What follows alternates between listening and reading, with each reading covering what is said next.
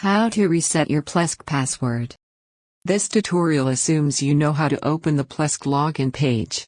If you don't know, watch another tutorial how to log into Plesk.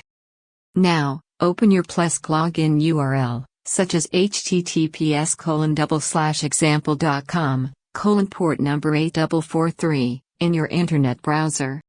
Click on the Forget Your Password link. Here enter your email address or username registered in Plesk and click on the Send button to receive a password reset email.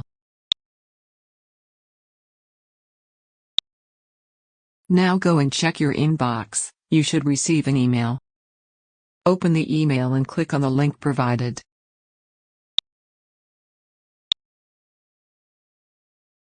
You can enter the new password manually or click on the Generate button to generate it automatically. Now click on the View icon and save the password. Once you have saved the password, click on the Save button. The password has been changed. Let's log into the Plesk account using the new password.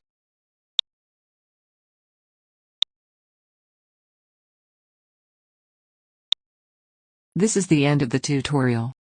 Thank you for watching.